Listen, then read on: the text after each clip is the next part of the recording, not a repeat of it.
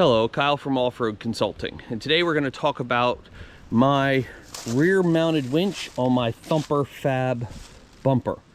And it doesn't matter if you're on your family farm, your hunting lease, or at your favorite off-road park, stuck happens.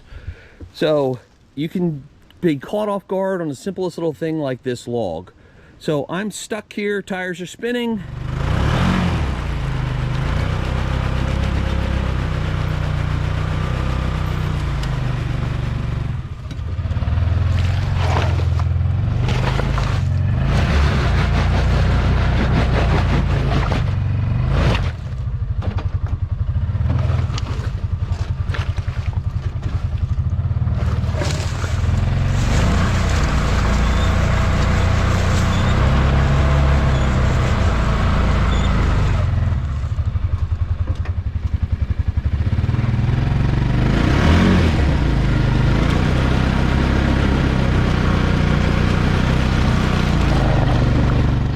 Nothing really to hook my winch to pull me out. A couple little small trees, but they're dead right there. So there's nothing really to hook myself to pull myself forward.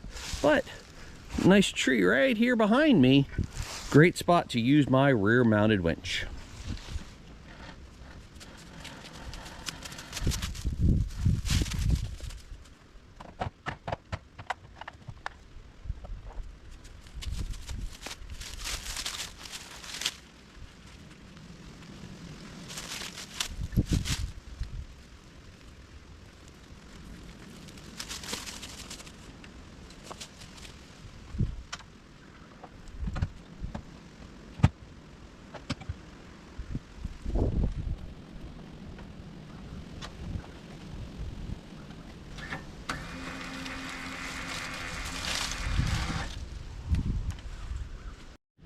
Now I have this set up in a single line pull configuration. I have my Factor 55 Flat Link XTV single line pull from my worn Pro Vantage 3500. In this configuration, I would normally have up to 3,500 pounds of pulling capacity with this rear mounted winch. Now, Thumper Fab recommends using a 3,500 or less on the rear of the vehicle, on the rear bumper, solely because of the bed hinges. And this is what one of them looks like. This is the original plastic bed hinge. Thumper Fab includes these heavy duty metal ones when you put this rear bumper on, so it can handle a little bit more pulling capacity than the standard bed hinges. And this is where you have to watch. Some other competitors may or may not have reinforced bed hinges, because all of this is still pulling against those bed hinges. The bumpers actually mount to the bed, so you can still dump the bed. So if you have too heavy of a load pulling on the back of this, like I've seen some UTV bumpers be able to handle up to a 6,000 pound winch. That's a lot of pulling force against the bed hinges. So Thumper Fab recommends 3,500 pound winch or less for this. In a single line pull, that can handle that with those bed hinges. Now we're going to talk about a double line pull. Now in this double line pull scenario that I have set up, it's going out from the winch through a pulley on the tree and then coming back to the machine. Now this bumper has these shackle mounts. Now these shackle mounts are designed for pulling the vehicle out with a recovery strap or a kinetic rope. They're not designed to be winching points in a double line pull. If your friend is pulling you out with their winch, yes, you could hook to one of these points and pull, because then it's just a single line load on the mount and the bed brackets.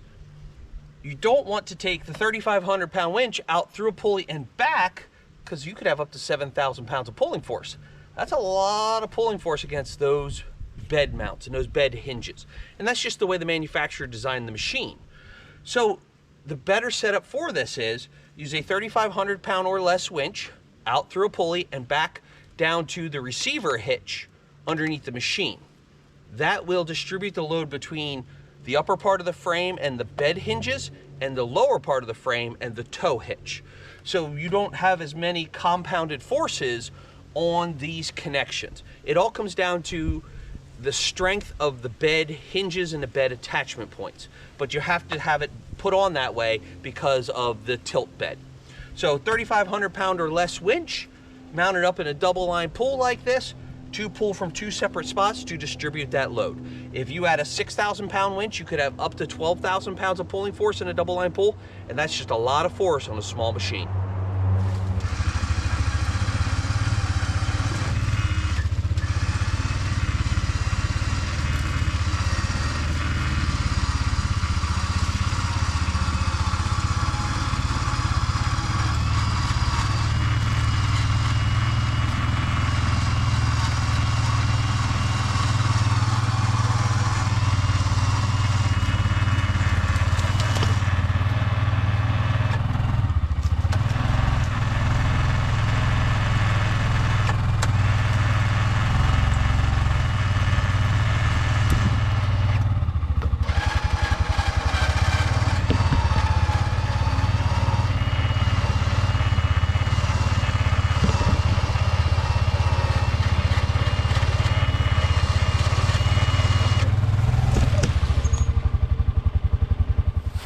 And rear winches aren't the easiest to use by yourself. You can't see what's going on, you can't hear what's going on, so you have to feel for if it's pulling or not.